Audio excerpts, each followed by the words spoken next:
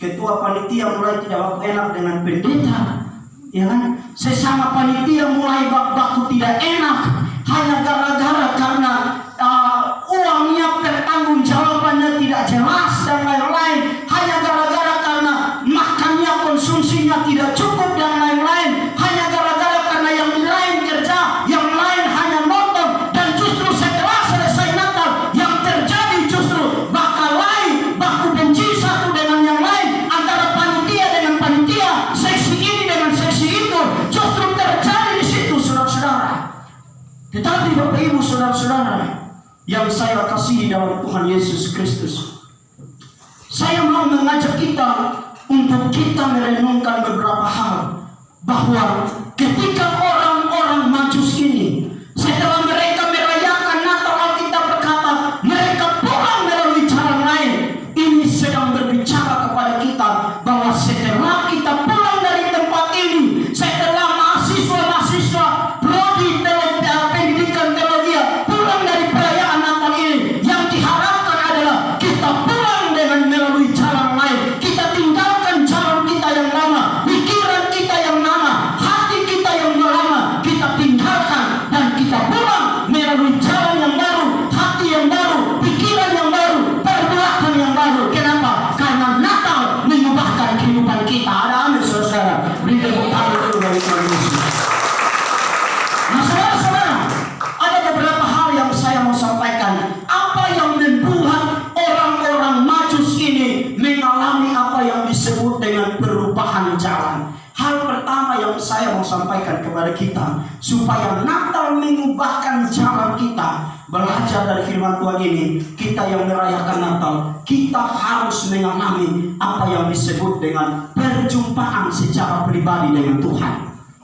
Ini penting saudara-saudara. Ayat 11 dalam pembacaan kita dikatakan begini, maka masuklah mereka ke dalam rumah itu dan melihat anak itu bersama Maria ibunya, lalu sujud menyembah dia.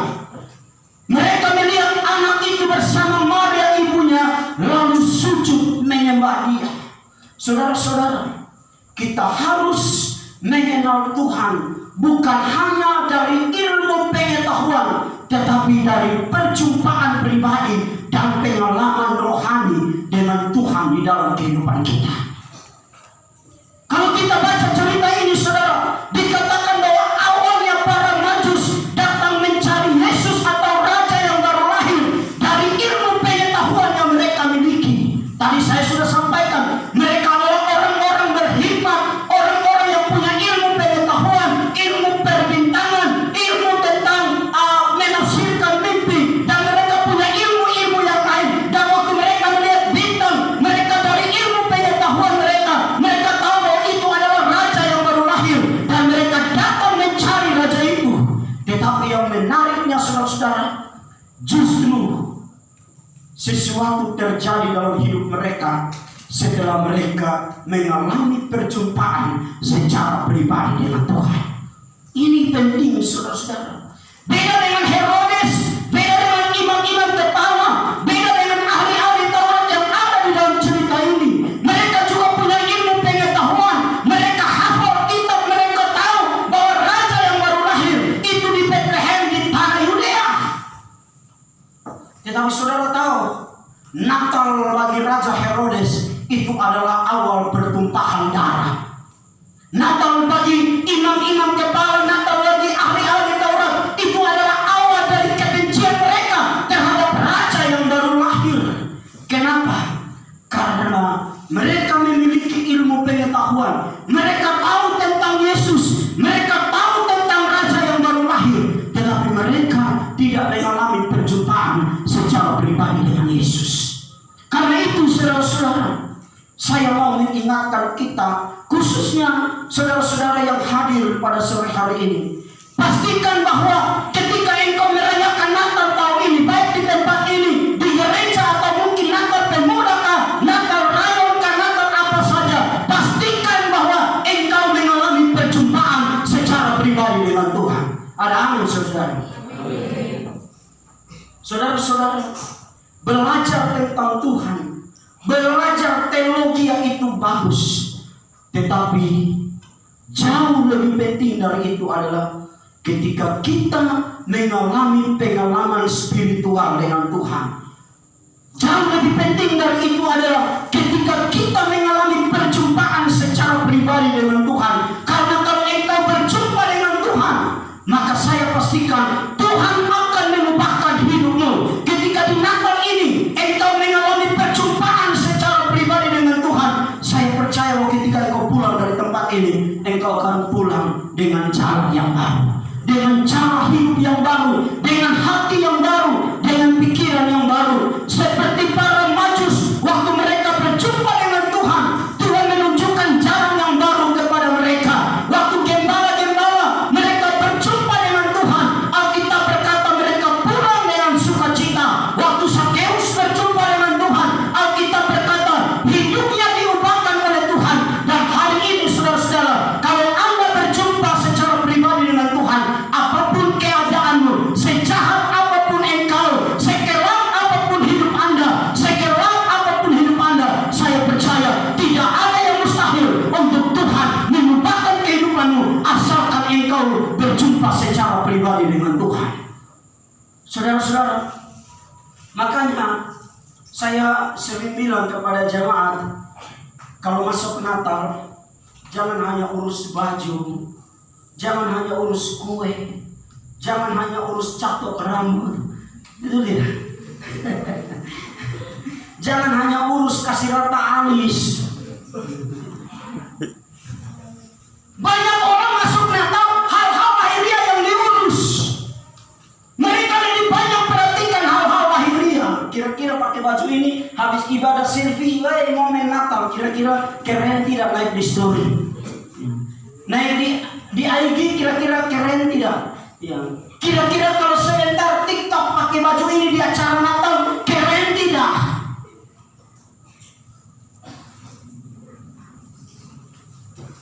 Jangan sampai hanya hal-hal lahiriah yang kita siapkan, tetapi mari kita siapkan hati kita. Izinkan Yesus lahir di hati kita supaya kita mengalami perubahan. Karena saudara-saudara, pendeta tidak bisa rubah kita, gereja tidak bisa rubah kita. Yang mampu merubah hidup kita itu adalah ketika kita mengalami perjumpaan secara pribadi dengan Tuhan.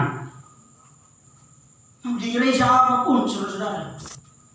Kadang-kadang orang bilang ini gereja tidak bagus, ini pendeta tidak bagus dan lain-lain. Bukan masalah gerejanya, bukan masalah pendetanya.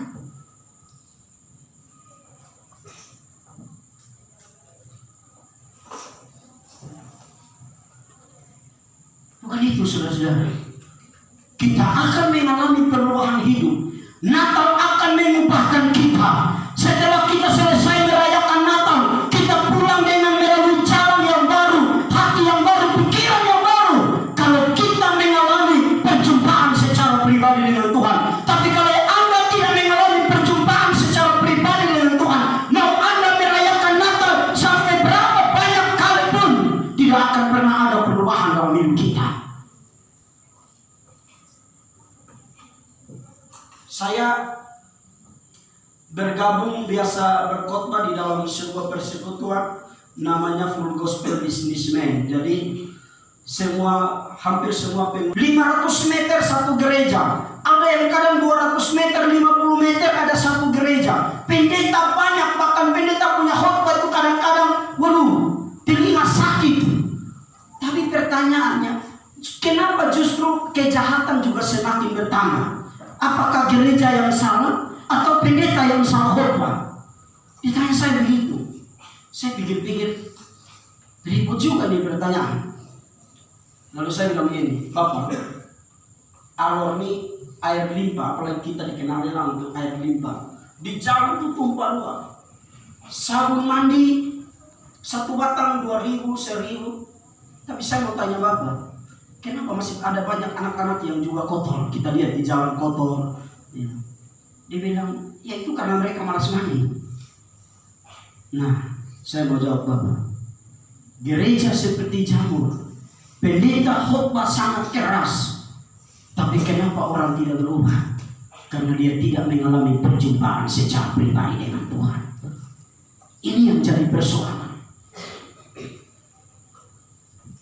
Bagaimana mau berubah? Bahkan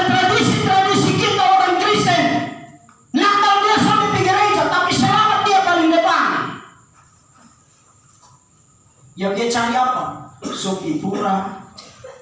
Itu dia. Bir. Itu yang dicari. Beberapa waktu yang lalu saudara-saudara di tempat kami itu ada perlombaan bikin kandang di jalan, kandang Natal di jalan. Baca dia hias dengan lampu, mantap. Di tempat samping saya, rumah saya, mereka buat terlalu mantap sendiri, anak-anak luar biasa. Satu kali tengah malam mereka menyanyi, malam kudus, belum habis malam kudus, mereka sudah selesai menyanyi. Saya bilang, kenapa mereka nyanyi belum selesai? Lalu kok suara hilang semua. Saya coba jalan pergi cek, apa? Suteler semua. Mulai dari situ orang kasih berhenti lomba itu bikin kandang Natal. Saudara-saudara, kita akan mengalami perubahan. Kita akan pulang dengan jalan yang baru, hati yang baru. Kalau kita mengalami apa yang disebut dengan perjumpaan dengan Tuhan waktu kita merayakan Natal. Bagian kedua yang saya mau sampaikan kepada kita, supaya kita bisa mengalami perubahan, belajar dari orang-orang Majus ini. Kenapa mereka pulang melalui jalan lain yang saya sebut dengan jalan perubahan? Karena yang kedua, selain mereka mengalami perjumpaan dengan Tuhan, mereka mendengar suara Tuhan. Ayat 12 bagian A dikatakan begini, dan karena diperingatkan dalam mimpi supaya jangan kembali kepada Herodes, dan karena diperingatkan dalam mimpi. Kenapa saya bilang ini adalah suara Tuhan? Saudara tahu pada zaman perjanjian lama, kalau kita baca beberapa ayat di dalam perjanjian lama, kita akan menemukan bahwa Tuhan selalu bicara dengan hamba-hambanya, dengan para nabi itu melalui mimpi. Bahkan di dalam Natal pun kita bisa melihat bahwa Yusuf waktu dia diam-diam ingin menceraikan Maria, Tuhan bicara kepada dia melalui mimpi. Dan saat ini kita melihat di sini bahwa Tuhan bicara kepada orang-orang Majus melalui mimpi. Nah, karena itu saya mau bilang kepada kita, kesimpulan saya, perubahan terjadi dalam kehidupan orang-orang Majus sehingga mereka pulang melalui jalan lain. Karena apa? Mereka mendengar suara Tuhan. Saudara-saudara, Mazmur 119 ayat 105 sampai ayat 106, firman Tuhan bilang begini, firman-Mu itu pelita bagi kakiku dan terang bagi jalan-jalanku. Aku telah bersumpah dan aku akan menepatinya untuk berpegang pada hukum-hukum-Mu yang adil.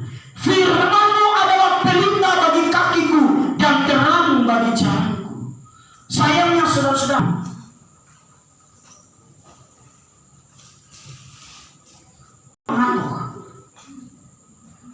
masuk khotbah duduk di luar, sengaja di kamar mandi, pergi kamar mandi berjam-jam, sampai dia tunggu-tunggu pendeta bilang amin, lalu dia cuma masuk.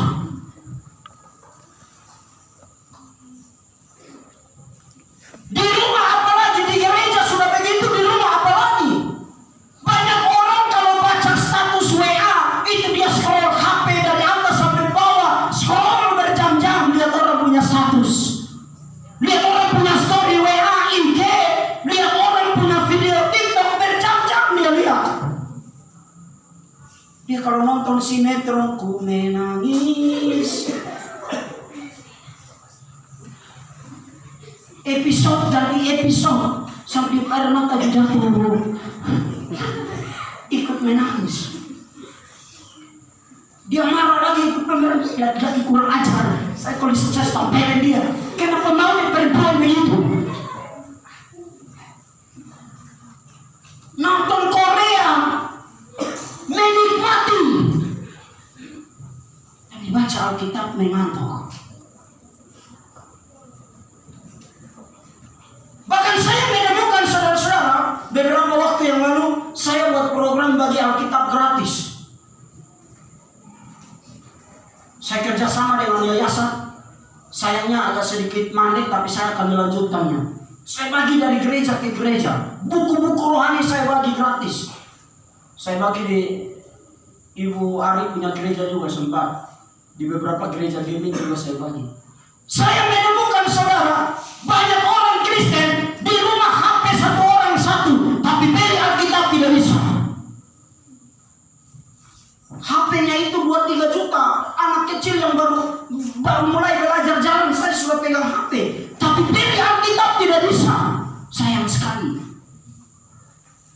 Tapi saudara kalau masuk rumah sakit, saudara tahu Alkitab satu di kepala, satu di kaki, satu di kiri, satu di samping kanan.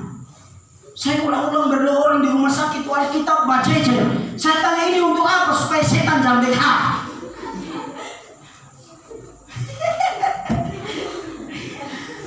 Tidak tahu baca Alkitab, tapi ketika napas satu-satu di ICU, masuk rumah sakit, Alkitab bajejer supaya setan jangan dekat. Saya mau bilang kepada kita, saudara, setan tidak takut Alkitab. Amin, saudara.